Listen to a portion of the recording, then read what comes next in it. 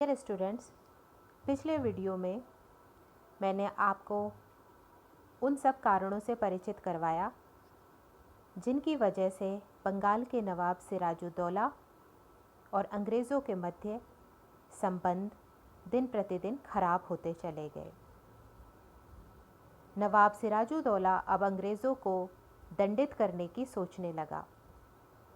वह अंग्रेज़ों के षड्यंत्रों और उनकी मनमानियों से इतना अधिक परेशान हो चुका था कि उन्हें पूरी तरह से बंगाल से निष्कासित करना चाहता था। ऐसे समय में उसे अपने स्वर्गीय नाना नवाब अली वर्दी खान की दी हुई अंतिम नसीहत भी याद आ गई कि अंग्रेज़ विश्वास करने योग्य नहीं हैं, उन पर सदा नियंत्रण बनाए रखना। यही सब सोचकर नवाब सिराजुद्दौला ने लगभग 50,000 सैनिकों की एक सेना तैयार की और कासिम बाज़ार की ओर बढ़ा। कासिम बाज़ार में अंग्रेज़ों की फैक्ट्री स्थित थी, जिस पर नवाब ने 4 जून 1756 को अधिकार कर लिया। वह कासिम बाज़ार से फोर्ट विलियम, जो कि वर्तमान आधुनिक शहर कलकत्ता के स्थान पर स्थित था, वहाँ बढ़ा। कासिम बाज़ार से फोर्ट विलियम तक की दूरी उसने 16 दिनों में तय की। यह यात्रा उसके लिए बड़ी कठिन, थका देने वाली थी। उसकी सेना घने जंगलों से होकर गुजरी। इस संबंध में कुछ इतिहासकारों का मानना है कि यदि उसके अधिकारी नवाब के साथ विश्वासघात नहीं करते तो नवाब इस अभियान से अंग्रेज़ों को बंगाल से पूरी तरह से निष्कासित करने में सफल हो चुका होता। जैसे ही नवाब कलकत्ता पहुंचा, फोर्ट विलियम का गवर्नर विलियम रोजर ड्रैक नवाब की सेना से भयभीत हो गया। वह कुछ व्यापारियों, महिलाओं व बच्चों के साथ हुगली नदी के निचले भाग में फुलटाना के स्थान पर शरण लेने पहुंच गया। बचे हुए अंग्रेज सैनिकों ने सर्जन हॉलवेल को अपना सेनापति बनाया। ड्रैक के साथ भागने वालों में अंग्रेज़ों के सैन्य टुकड़ी का कमांडर मिशन भी था। इंग्लैंड के इतिहासकारों ने इन दोनों को कायर तथा ब्रिटिश समाज पर कलंक बताया है। फोर्ट विलियम की रक्षा का प्रयास हॉलवेल ने किया, परंतु हॉलवेल के सारे प्रयास विफल हो गए। उसने 20 जून को नवाब की सेना के सामने आत्मसमर्पण कर दिया। नवाब कलकत्ता अपने गवर्नर माणिक चंद को सौंपकर स्वयं मुर्शिदाबाद चला गया। इस संबंध में अंग्रेज इतिहासकार फिलिप वुडरफ का कहना है कि सिराजुद्दौला ने फोर्ट विलियम पर आक्रमण लूट के उद्देश्य से किया था, किंतु प्राप्त तथ्यों के आधार पर निश्चित रूप से हम कह सकते हैं कि यह नवाब को बदनाम करने की साजिश थी। उसका इस प्रकार का कोई इरादा नहीं था। उसका मुख्य उद्देश्य केवल और केवल अंग्रेज़ों को दंडित करना था। अब हम आते हैं ब्लैक होल अथवा काल कोठरी की घटना से।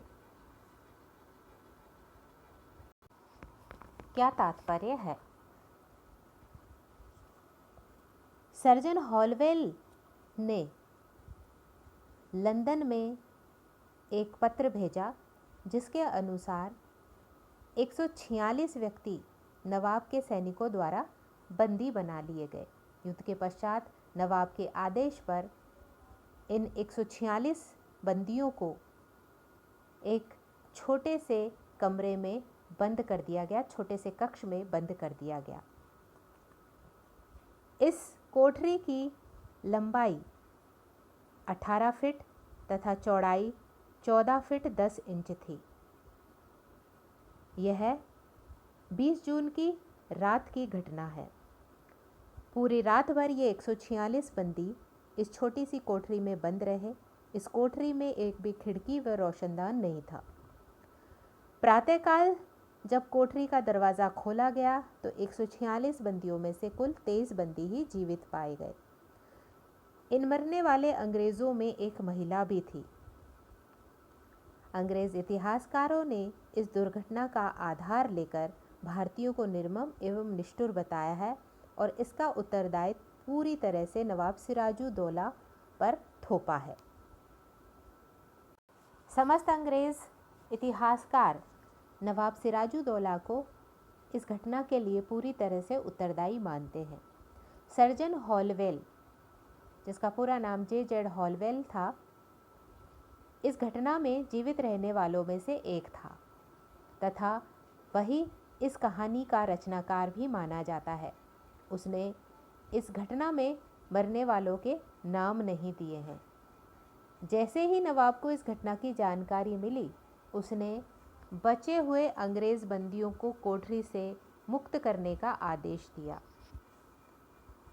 हम ये कह सकते हैं कि नवाब के आदेश पर जिस भी अधिकारी कर्मचारी ने अंग्रेज़ों को कोठरी के अंदर बंद किया था, उससे नवाब पूरी तरह से परिचित नहीं था, अर्थात वह पूर्ण रूप से इससे अनभिज्ञ था। जैसे ही नवाब को इस घटना के विषय में जानकारी मिली, नवाब ने अंग्रेज़ बंदियों को मुक्त करने का आदेश दिया। नवाब को हम इस घटना में मात्र इतना दोष दे सकते हैं कि उसने जो कोई व्यक्ति दोषी थे उनको दंडित नहीं किया और न ही जो जीवित बचे अंग्रेज़ थे उनके प्रति कोई विशेष दया दिखाई।